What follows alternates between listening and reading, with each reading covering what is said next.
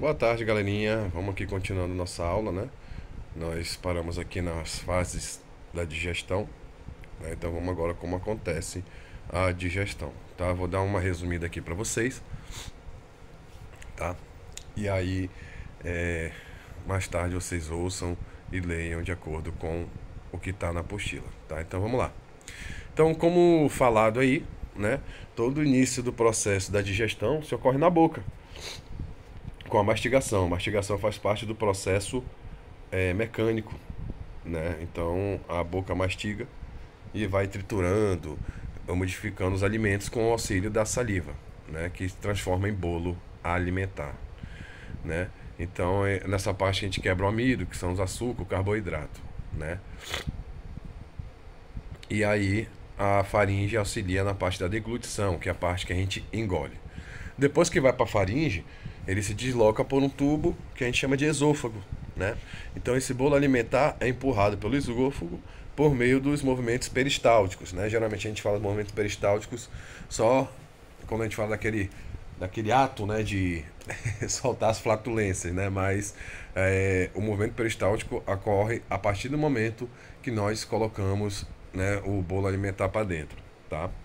Então, tá aí, ó. O bolo alimentar é empurrado pelo esôfago por meio dos movimentos peristálticos, que são as contrações musculares. Ao final do esôfago, a gente vai ter o estômago, né, que é o órgão mais popular quando a gente fala de digestão, né?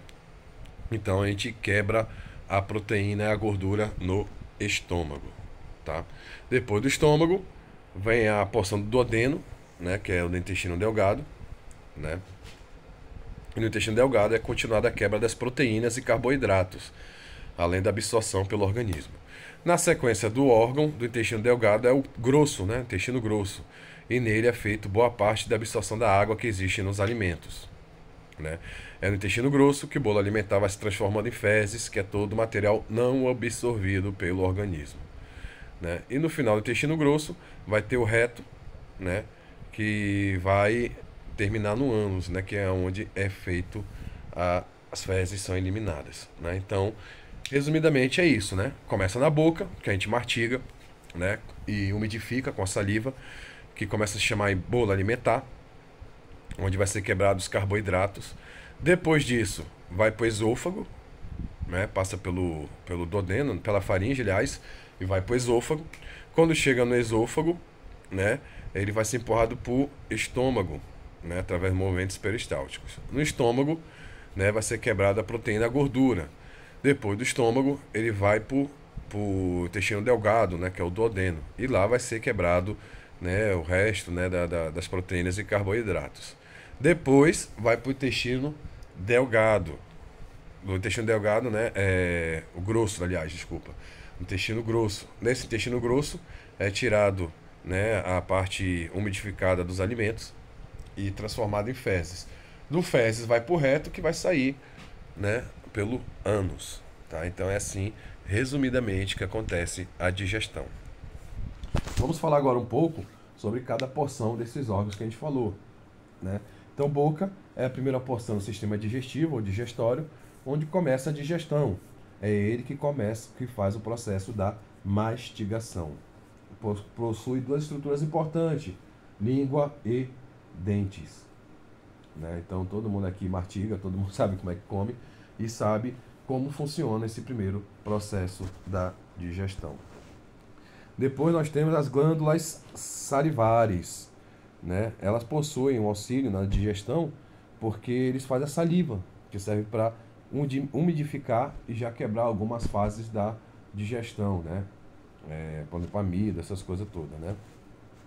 Então as glândulas salivares principais são parótida, submandibulares e sublinguais, né? A gente consegue sentir mais as sublinguais, né? Quando a gente começa a fazer a nossa mastigação e alimentação. O que ele está falando aqui nessa parte é que elas são órgãos acessórios da digestão, associada à boca, né? Os dentes e a língua funcionam como forma de coordenada dos movimentos mastigatórios, a fim de reduzir o tamanho das partículas alimentares, né? E misturar a saliva. Esse movimento, né, que chamamos de mastigação, inicia a parte mecânica da digestão. O que quer dizer isso aí? que a boca a gente vai mastigar, que a gente vai ficar abrindo e fechando a boca.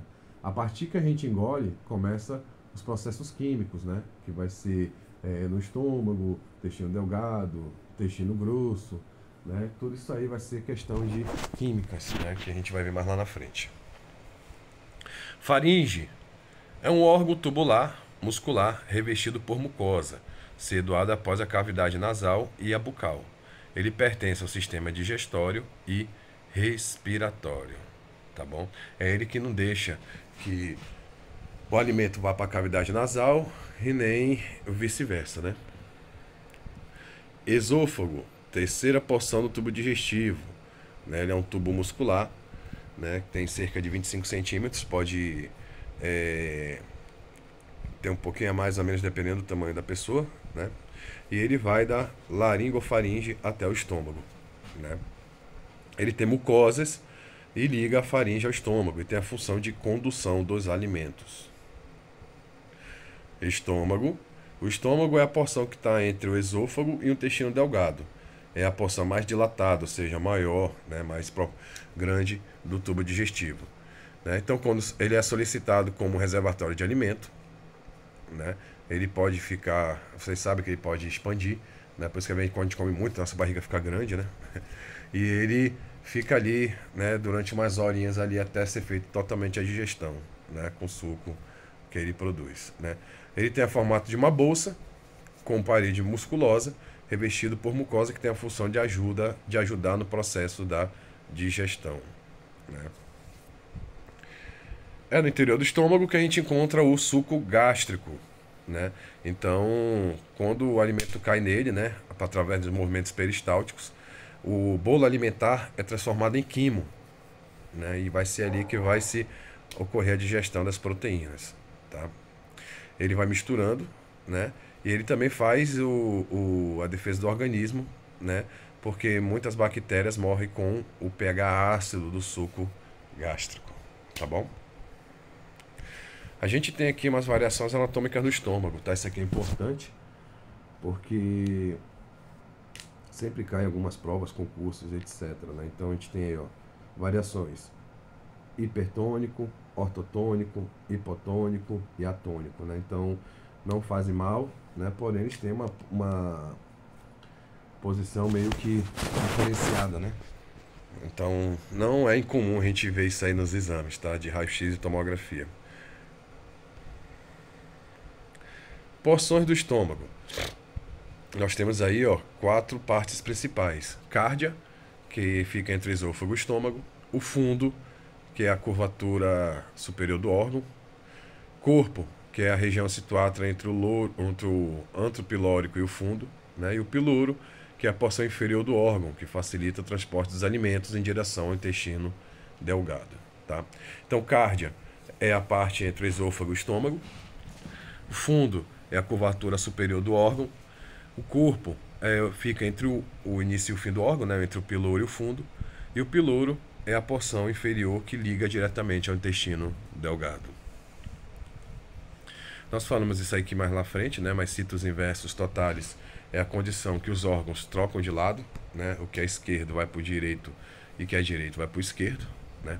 Então a gente já falou sobre isso. Duodeno.